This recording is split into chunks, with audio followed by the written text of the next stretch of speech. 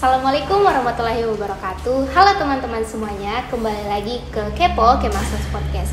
Nah, hari ini saya Alvira Tanggang yang akan memandu Kepo hari ini, dan saya sekarang berada di 5.0 Coworking Space. Tapi di sini saya tidak sendiri karena saya sudah ditemani oleh pemateri kita yang ganteng banget hari ini, namanya Kak Taufik. Mungkin bisa kenalkan dulu Kak dirinya ke teman-teman yang ada di rumah. Ya, oke. Baik, langsung nama saya Andi Taufik Ismail. Biasa teman-teman panggil saya Icing. Dan saya sekarang menjabat sebagai Ketua Senat Mahasiswa Fakultas Ekonomi dan Bisnis Universitas Hasanuddin. Mungkin itu saja. Oke, terima kasih Kak. Tadi dipanggil Kak Icing ya? Yeah. Ya, jadi Kak, hari ini kita tuh akan membahas tentang komersialisasi pendidikan. Nah, komersialisasi pendidikan ini kan teman-teman dekat juga dengan PTNBH atau Perguruan Tinggi Negeri Berbasis Hukum. Nah, menurut yang saya dapat dari beberapa sumber itu, PTNBH sendiri merupakan konsep penyelenggaraan perguruan tinggi dengan otonom yang lebih luas.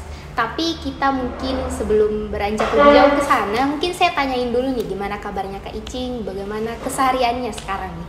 Mungkin sudah mulai menyusun proposal Kak atau bagaimana?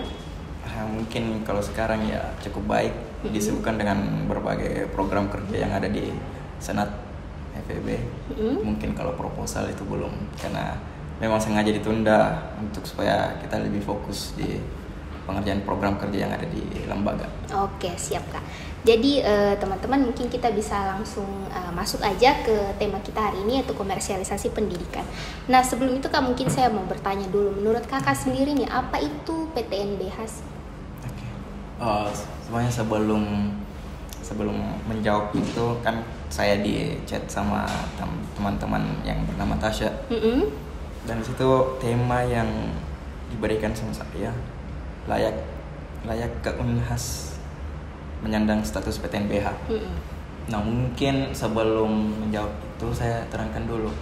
Nah, berarti kalau semisal pertanyaan itu, berarti kita melihat Unhasnya ini, apakah dia pantas menyandang gelar itu atau tidak.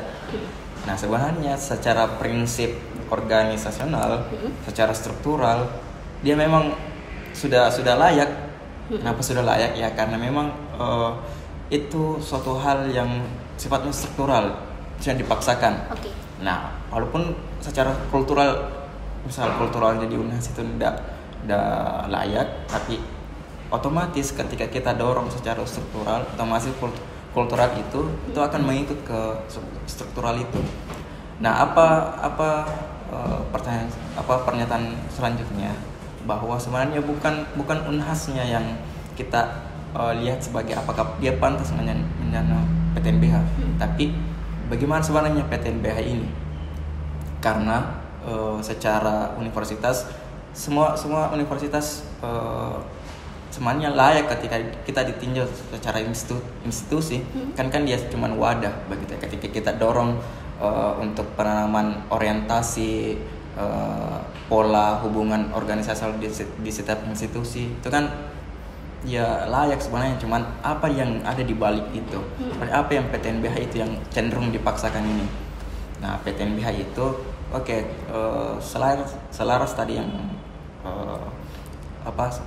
kawan yang bilang bahwa dia memberikan otonomi kepada perguruan tinggi. Oke ya, itu secara pengertian yang kayak begitu ya betul, tapi ada sesuatu hal yang melatar belakangi itu. Bagaimana sebenarnya kita sedang berada pada kondisi ekonomi politik yang memang mengkondisikan konsolidasi fiskal ataupun pengurangan subsidi. Nah, pengurangan subsidi itu pada sektor-sektor yang notabene-nya kita menjadi kebutuhan mendasar. Salah satunya pendidikan, kesehatan, pangan. Nah, ini kemarin BBM juga itu kan salah satu efek dari konsolidasi fiskal itu, bagaimana pengurangan anggaran itu untuk subsidi segala macam. Nah, pendidikan masuk di situ. Nah, sebenarnya kenapa bisa pengurangan anggaran di situ? Nah, kalau semisal ditinjau secara ekonomi politik, kan kita pasti teman-teman sudah tahu lah corak produksi kita sekarang, kapitalisme.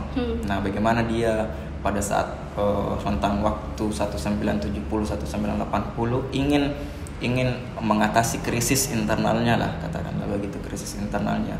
Bagaimana dia pada saat itu ada tendensi jatuhnya tingkat keuntungan. Jadi periode antara 1945 setelah Perang Dunia sampai ke 1970-80 itu ternyata ada kecenderungan menurun pendapatan secara umum para pengusaha. Nah, itu bagaimana dia menjawab krisis itu. Nah, konteks pada saat itu bagaimana negara-negara itu didominasi sama rezim-rezim otoriter. Otomatis rezim otoriter dia lebih melindungi negaranya. Biasanya disebut proteksi. Jadi biaya-biaya yang ada, biaya-biaya yang ketika misal barang masuk dari negara lain ke negaranya itu cenderung lebih dinaikkan. Kayak begitu. Jadi itu yang mempengaruhi juga turunnya tingkat keuntungan para pengusaha pada saat itu. Nah, ketika ini dia menjawab dengan memberlakukan proyeknya yang dibilang neoliberalisme. Nah, dia membuka sekat-sekat negara-negara itu dengan memperluas kebijakan pasar bebas. Salah satunya Indonesia. Tujuannya dia membuka itu adalah dia ingin mencari tenaga kerja murah, apalagi bahan mentah yang banyak dan murah juga, apalagi kondisi iklim yang berproduksi yang kondusif. Nah, salah satunya itu di Indonesia ataupun di negara-negara berkembang. Kenapa misal dia cari begitu? Ya supaya keuntungannya lebih banyak. Nah, semisal kita lihat rezim Soeharto itu ditumbangkan bukan karena mahasiswa dia berhasil menumbangkan rezim itu, tapi tidak, ada di belakangnya ada proyek neolib yang ingin digerakkan. Karena notabene-nya rezim Soeharto kan dia proteksionisme, ditumbangkan untuk menjalankan agenda reformasi, tapi di baliknya adalah agenda neolib. Oleh karenanya negara-negara yang sudah digerakkan proyek itu neolib, terutama Indonesia, termasuk Indonesia, itu cenderungnya dia kebijakan konsolidasi fiskal. Misal secara ekonomi politik, bagaimana pengurangan subsidi itu ke hal-hal yang ke sektor-sektor yang notabene-nya sebagai kebutuhan mendasar, termasuk pendidikan. Nah, pendidikan itu termasuk juga di situ. Bagaimana kita sebagai institusi bagaimana kita mengubah manusia menjadi dari semulanya tidak berpengetahuan menjadi berpengetahuan. Nah, kenapa sih misal pendidikan menjadi sektor yang juga dikurangi subsidinya? Kan memang secara potensi itu kan, potensi bisnis banyak sekali. Terus bagaimana juga paradigma para ekonom yang melihat bahwa pendidikan itu juga merupakan industri. Kalau di para ekonomi itu ada industri primer, sekunder, tersier. Primer ini yang ekstraksi, sekunder ini yang kayak manufaktur, tersier ini yang kayak mengubah suatu kualitas. Nah, mengubah suatu kualitas ini pendidikan termasuk di situ. Jadi cara pandang para ekonom melihat pendidikan itu suatu hal yang sama dengan cara kita melihat industri. Oleh karenanya pendidikan itu dibentuk ya seperti industri. Pengurangan subsidi terhadap negara itu salah satu efek dari situ, supaya pendidikan dia bisa mencari uangnya sendiri, lebih otonom. Kayak biasanya argumennya otonom secara akademik maupun non akademik. Jadi betul yang tadi kawan yang bilang bahwa pengurangan otonom, jadi dia bebas secara akademik maupun non akademik. Tapi paradoksalnya adalah sebenarnya dia memang otonom, tapi perguruan PTNBH itu dia otonom secara logika, karena negara sudah tidak ada tanggung jawab. Tapi sebenarnya kalau ditelisik lebih dalam, dia cuman perpindahan kekuasaan dari negara ke swasta. Mungkin itu saja dulu. Nah, itu tadi penjelasan dari Kak Taufik mengenai apa itu PTNBH. Nah, tapi Kak, bagaimana nih bisa ada perguruan tinggi yang tidak berstatus PTNBH dan ada yang berstatus PTNBH? Karena info yang saya baca juga itu baru 16 PTN yang berstatus PTNBH, salah satunya Unhas. Menurut Kakak itu sebenarnya kenapa bisa ada PTN yang berstatus begitu dan ada yang tidak? Nah, sebenarnya bukan ada atau tidak, tapi dia ada yang belum, ada yang sudah ada. Bukan bahas ada yang tidak, ada yang sudah. Karena kenapa? Karena memang kecenderungan dari sistem pendidikan kita mengarahkan untuk bagaimana pendidikan ini diprivatisasi. Mungkin teman-teman tidak tahu terkait Sisdiknas, RUU Sisdiknas. Bagaimana RUU Sisdiknas ini itu menjadi prolegnas di tahun ini. Bagaimana itu RUU Sisdiknas mirip kayak Omnibus Law. Bagaimana dia meleburkan tiga peraturan terkait pendidikan. Pertama UU PT yang nomor 12 tahun 2012 sama UU Sisdiknas yang 2003 itu. Nah, sama undang-undang terkait dosen dan guru. Nah, itu dilebur menjadi UU Sisdiknas yang baru yang akan dibahas di legislatif. Itu belum disahkan, cuman ketika kita lihat draftnya, itu memang semua perguruan tinggi di Indonesia itu diarahkan memang untuk PTNBH. Kalau tidak salah, saya baca kemarin itu 8 tahun lah setelah diberlakukan ini, itu PTNBH sudah punya statuta. Nah, statuta itu menjadi dasar hukum sebuah perguruan tinggi itu berbadan hukum. Jadi memang secara potensi ya semuanya akan mengarah ke situ. Karena lagi-lagi kebutuhan bagaimana ekonomi politik kita, bagaimana kecenderungan faktor produksi kita yang memang mengarahkan pendidikan untuk tujuannya adalah di situ. Dan kalau misal kita lihat ada 3 bentuk perguruan tinggi. Ada state university, biasanya perguruan tinggi negeri. Ada profit university yang biasanya swasta. Non profit university yang biasa yang enggak, dia sumber dananya itu dari donatur. Kalau di Makassar itu katakanlah UMI, kan dia wakaf kan, jadi kayak gitu. Nah, di mana posisi PTNBH di situ? PTNBH dia mencakup semuanya. Dia sebagai state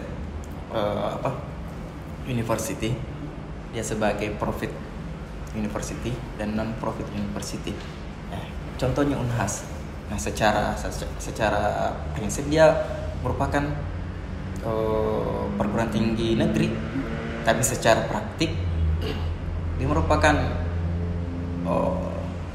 profit university. Dia juga non profit karena ada dibilang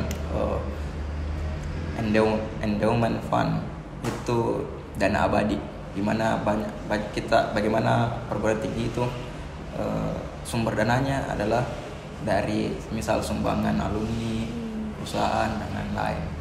Nah, kenapa semisal kalau dilihat secara kritis, kenapa semisal perguruan tinggi itu memang dipaksakan untuk PTNBH? Ya, lagi-lagi seperti yang saya bilang tadi, bagaimana kecenderungan ekonomi politik kita di Indonesia itu kan seperti saya tadi bilang, bagaimana kapitalisme itu akan mempengaruhi segala aspek kehidupan, salah satunya pendidikan. Bagaimana pendidikan itu disiapkan untuk tujuannya adalah memberikan kontribusi pada proses produksi kapitalisme ini. Mungkin saya bilang kapitalisme, mungkin saya asumsinya tidak tabu lah di teman-teman tuh terkait kajian seperti itu. Nah, kenapa semisal pendidikan menjadi penting? Karena pertama, dia berpengaruh langsung pada sektor produksi. Berpengaruh langsung karena dia menyiapkan tenaga kerja yang sesuai dengan spesifikasi dari sektor produksi itu. Yang kedua, dia berpengaruh pada sektor yang ada di luar produksi. Apa itu? Dia memiliki keunggulan dari memberikan legitimasi kepada suatu hal. Kasih misal, kita kan pendidikan itu ada produk riset, misal riset, dan riset itu dia kan ada label terpercayanya, ada bentuk legitimasinya terhadap suatu hal.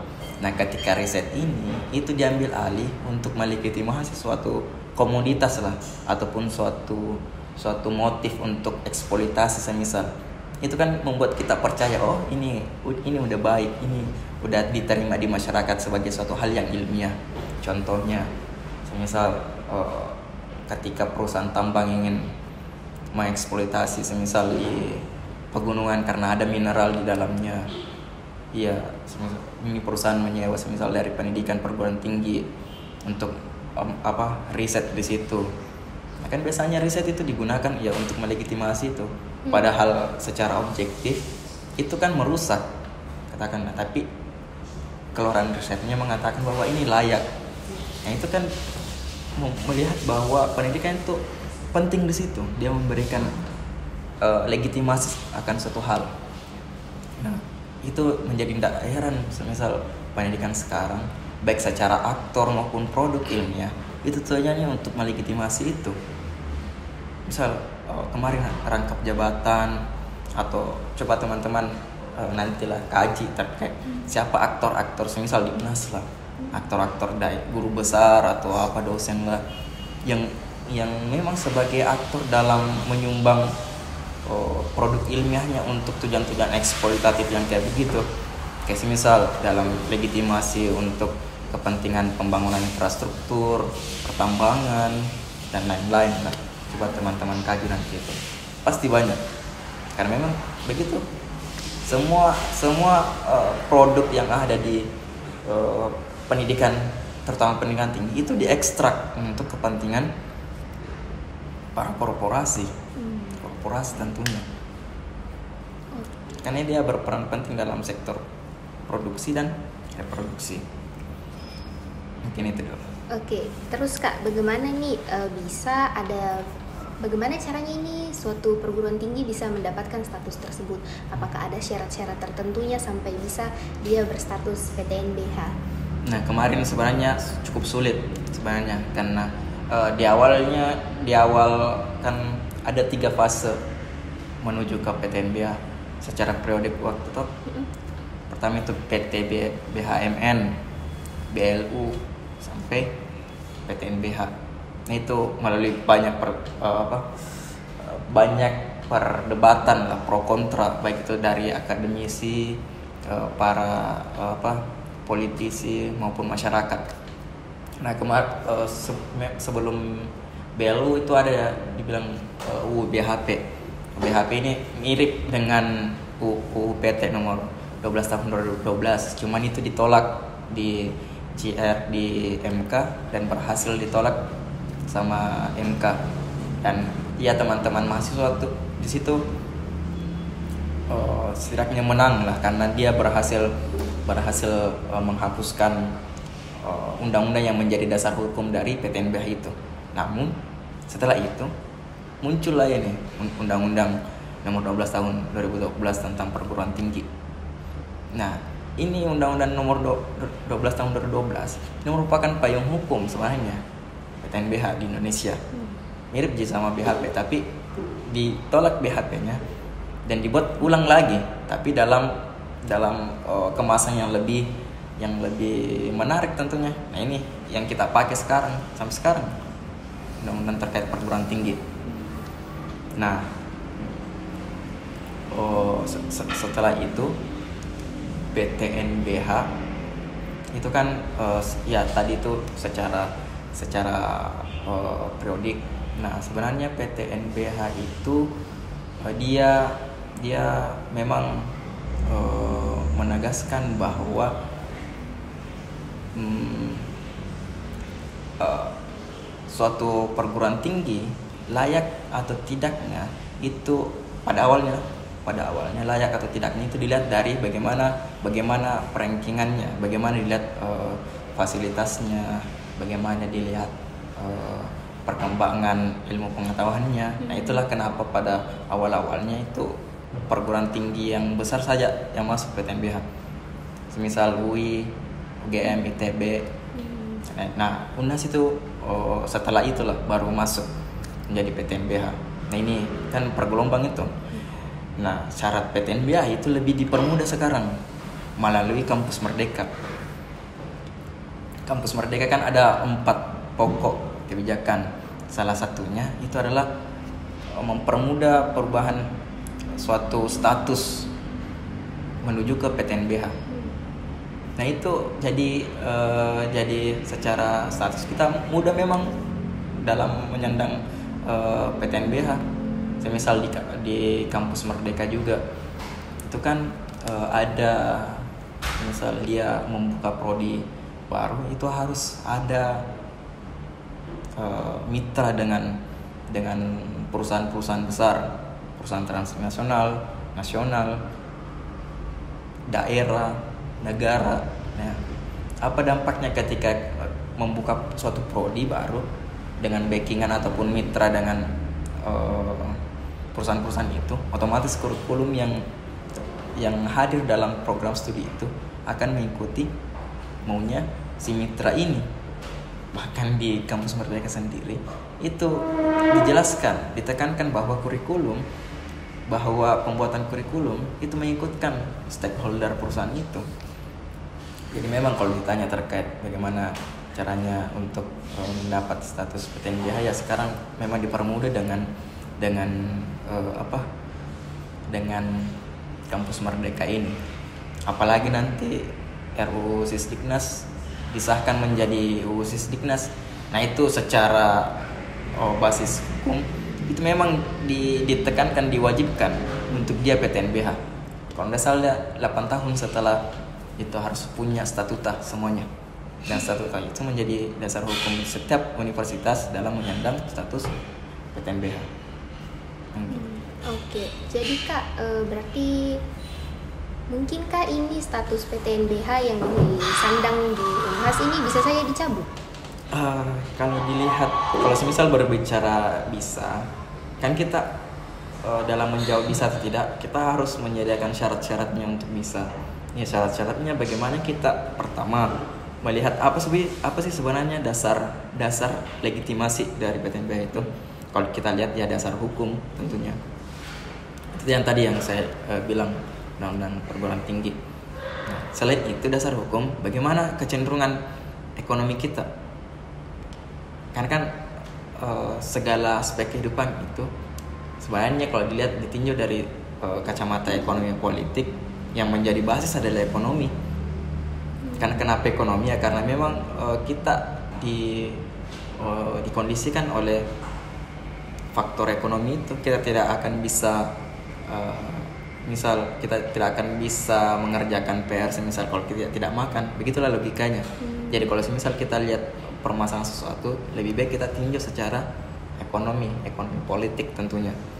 Nah kenapa semisal saya bilang mustahil, bukan mustahil sih, cenderung sangat sulit dicabut. Karena kenapa? Karena corak ekonomi politik di Indonesia itu masih memakai atau corak produksi dari Indonesia itu adalah kapitalisme itu sendiri. Bagaimana dia mengkondisikan pendidikan ya seharusnya begitu. Jadi susah ketika kita melihat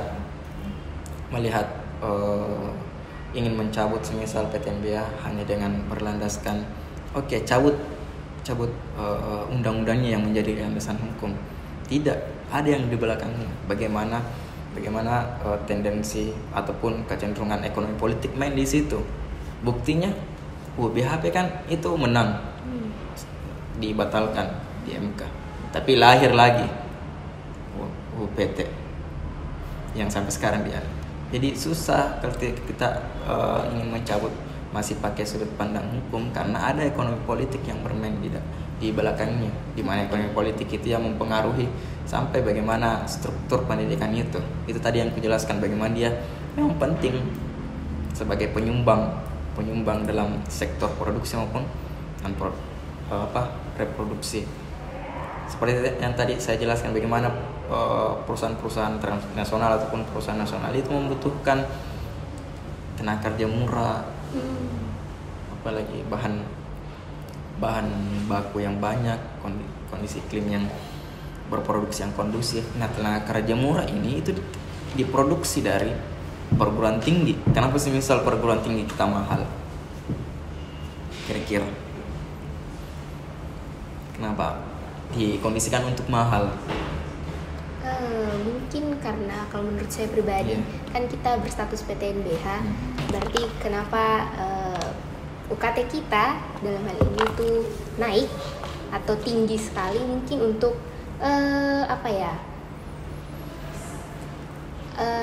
fasilitasnya, itu salah satunya.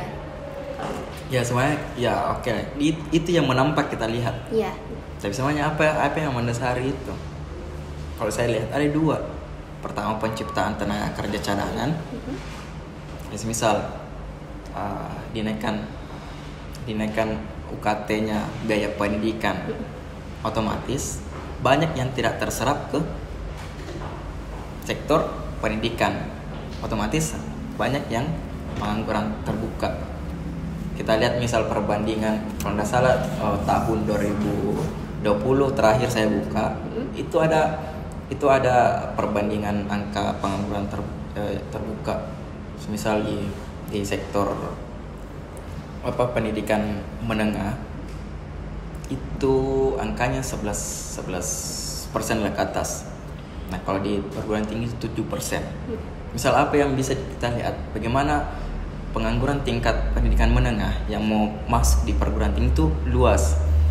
Nah, apa dampaknya pada korporasi itu? Ketika pengangguran banyak karena tidak terserap pada dunia pendidikan, itu akan melemahkan daya tawar buruh yang ada di dalam suatu perusahaan. Contohnya, ketika misal saya sebagai pemilik perusahaan baru kawan toh yang menjadi pendaftar pekerja yang mau bekerja, misal atau yang sudah bekerja lah meminta upah tinggi, baru saya bilang, kenapa kamu mau minta upah tinggi? Kalau misal kamu tidak mau dengan upah yang segini, yang maunya saya, masih banyak yang di luar sana. Nah, begitu itu gunanya pengangguran yang banyak itu karena tidak terserap sama sektor pendidikan. Kalau misal bahasa progresif ya tenaga kerja cadangan, reserve army labor, kalau bahasa kirinya lah. Nah, itu yang memberikan kurangnya daya tawar pekerja yang ada di suatu perusahaan. Itu pertama. Terus yang kedua, bagaimana tepat teman-teman rasakan itu, bagaimana waktu kuliah yang semakin sempit. Teman, itu untuk memenuhi kebutuhan perusahaan akan suatu tenaga kerja yang fleksibel tentunya. Jadi bagaimana model pengajaran yang ada di perguruan tinggi itu didesain untuk bagaimana perguruan tinggi itu hanya menjadi tempat untuk melatih skill.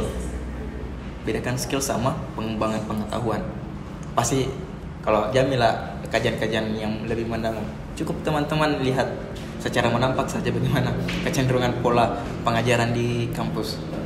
Melatih skill kan? Nah, skill itu yang akan dimanfaatkan di dunia pekerja. Padahal dunia kerja ya tidak jelas juga. Kalau kita lulus, apakah langsung masuk? Fleksibel juga.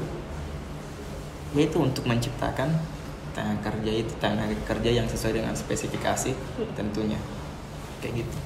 Jadi ya susah memang. Coba kalau misal kita tidak tinjau secara basic ekonominya, apa corak produksi kita, gitu. Ya mungkin bisa kita intervensi dari sudut pandang pendidikan. Saya rasa bisa. Nah, sama kan tadi logikanya bagaimana pendidikan itu dibatasi aksesnya. dibatasi aksesnya. Konsolidasi fiskal, bagaimana pengurangan subsidi itu, berarti kita secara masyarakat itu akan terbatas. Nah tadi itu bagaimana sih tentang apakah status PTNBH ini bisa dicabut, tapi Kak bagaimana kalau semisal keuntungan dan kelebihan kalau suatu perguruan tinggi itu berstatus PTNBH, apakah ada kekurangan dan kelebihannya? Ya, kelebihannya mungkin bisa langsung dirasakan kalau memang kita lihat secara empirik bagaimana pembangunan yang ya kita rasa misal yang menunjang pembangunan dalam sektor keilmuan, kelas, pembangunan hal-hal, bahkan sampai ke pembangunan hal-hal yang tidak berkontribusi juga kepada sektor keilmuan, contohnya hotel dan lain-lain. Itu dampak yang bisa kita lihat bagaimana kita terhibur secara visual lah. Kita lihat universitasnya berkembang lah. Itu ketika kita lihat keuntungannya, cuman kerugiannya mungkin juga teman-teman bisa rasakan toh. Misal pertama, bagaimana peningkatan biaya kuliah tentunya di UNHAS sendiri. Peningkatan biaya kuliah itu sangat signifikan ketika dia PTNBH. Dia baru kan di statusanya itu 2015, tapi secara formal lah dilaksanakan di 2017. Nah, ketika dilihat trennya itu sangat signifikan naik pendidikan. Nah, kalau semisal dilihat juga laporan keuangannya UNHAS, di situ pendapatan yang paling banyak dari UNHAS itu dari biaya pendidikan. Biaya pendidikan itu biaya yang kita semua bayarkan ke UNHAS sebagai UKT. Kalau dilihat kecenderungannya UNHAS masih bahasanya dia masih berharap banyak sama mahasiswa. Maksudnya dia masih berharap penuh terhadap sumbangan apakah biaya dari mahasiswa. Dampaknya ke mahasiswa itu sendiri adalah bagaimana dia susah ataupun walaupun secara dari bahasa yang enggak bisa tapi pasti yang merasa mahal sekali. Apalagi dampaknya keterbatasan akses pendidikan di universitas yang PTNBH, kecenderungannya adalah ada penelitian itu bagaimana di perguruan tinggi berbadan hukum kelas sosial itu lebih mengkerucut gitu, lebih jelas bagaimana pembagian kelas sosial itu. Nah, sejak PTNBH itu digalakkan, kelas menengah ke atas itu lebih banyak mendominasi di perguruan tinggi. Orang-orang kelas bawah itu menjadi minoritas. Padahal dalam pembentukan awal perguruan tinggi negeri, ya tujuannya adalah untuk membuka seluas-luasnya bagi masyarakat itu sendiri, terutama masyarakat bawah. Contoh paling konkretnya ya di UGM sendiri, bagaimana dia sebagai universitas kerakyatan, tapi ternyata sekarang bahkan di sana lebih mahal dibanding UNHAS itu sendiri. Nah, kerugiannya adalah itu bagaimana peningkatan biaya kuliah yang semakin hari semakin meningkat. Coba teman-teman lihat trennya, pasti semakin meningkat tahun per tahun. Padahal ketika dilihat bagaimana pendidikan sebagai kebutuhan dasar seharusnya bisa dimanfaatkan, atau mungkin lihat pendasaran HAM-nya, hak ekosop itu dia mengatakan pendidikan dasar sampai menengah itu harus memang gratis. Itu sudah diterapkan lah, katakan begitu. Cuman pendidikan tinggi itu memang tidak langsung gratis, tapi bertahap menuju gratis. Tapi realitasnya enggak kan, bahkan bertahap menuju mahal sekali. Nah itu, apalagi kerugiannya selain biaya yang tinggi, bagaimana ini pendidikan itu diubah, misal dari pola pengajarannya, dari kurikulumnya itu untuk kebutuhan tadi yang aku bilang, bagaimana korporasi itu memainkan peran penting dalam pendidikan itu sendiri. Tadi saya jelaskan dari ranah reproduksinya itu berperan penting. Jadi kurikulum yang ada di di perguruan tinggi itu di manufakturisasi. Kayak misal kurikulumnya yang ada itu cenderung pasti tidak melihat bagaimana pendidikan itu tujuannya untuk sosial, bagaimana pendidikan itu memberikan atau membentuk suatu individu mahasiswa itu untuk kebutuhan pasar. Kayak tadi bahasaku, melatih skill atau pola-pola pengajarannya juga, misal adanya magang itu kan semacam school work, bagaimana pelatihan. Pasti teman-teman banyak mendapat kajian keuntungan kerugian dari magang itu, bagaimana kita ya kerja tidak dibayar. Nah, untuk itu bagaimana kurikulum itu di manufakturisasi, apalagi bagaimana produk-produk pendidikan tinggi itu ya didesain untuk kepentingan korporasi. Yang tadi yang riset, nah itu misal di Unhas sendiri bagaimana kerjasama antara perguruan tinggi dengan pihak swasta itu makin erat. Nah, kerjasama itu lebih banyak diuntungkan sama perusahaan-perusahaan ini. Perguruan tinggi ya cuman mendapat kerugiannya, bisa katakan begitu. Misal resiko bisnis, apalagi biaya pembiayaan itu banyak ditanggung sama perguruan tinggi. Tapi keuntungan dari perguruan tinggi semisal produk ilmiahnya, sumber daya intelektualnya itu untuk diberikan ke korporasi itu. Kan mungkin teman-teman sudah banyak lihat bagaimana Unhas bekerja sama perusahaan ini. Kayak begitu.